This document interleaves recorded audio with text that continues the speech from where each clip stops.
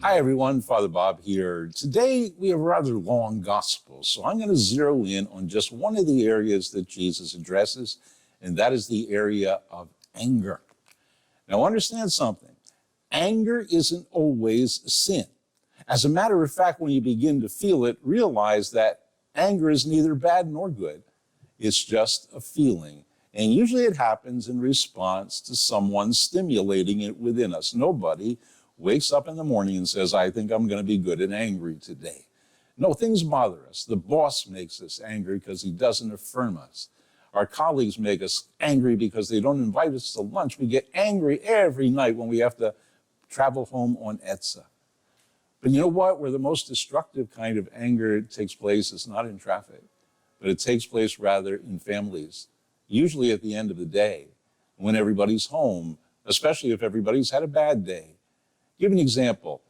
Let's say your son doesn't clean his room after you've told him to do it. Now you're getting angry, and all the anger of the day has built up to the point at which you look in his room and it's still dirty. What do? Now your anger can either be sinful and poisonous, or it can be virtuous and healing. How do you handle this? This is what you do. When you are ready to say to your son, if I've told you once, I've told you 1,000 times, and you better clean that room or you're not going out on the weekend, at which your son is going to react defensively and angrily, at least inside.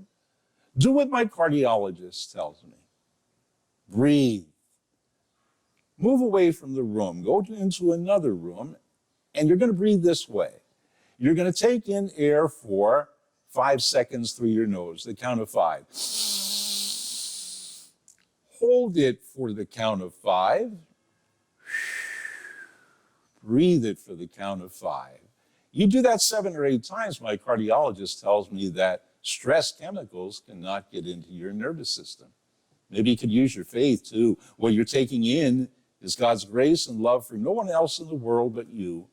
You hold that love there and have it surround you, because you're now going to go back and speak to your son. And when you go back to speak to your son, you're still going to be angry, but you're not going to be volatilely angry. And you're going to say to him, son, when I left a couple minutes ago, I was so angry at you, I wanted to yell and choke you. And I hate feeling that way about you because I love you. But when you don't clean your room, it really hurts me. So if you would please take care of that tomorrow, okay? Okay. Now, how your son's going to react to that is quite a bit differently than he's going to react to you yelling at him. And you'll have the realization that you cannot change him. You can only change you in the way you relate to him. So there's a practical tip. Give it a try. Let your anger not be sinful, but be virtuous, and your family will be closer. Have a good week.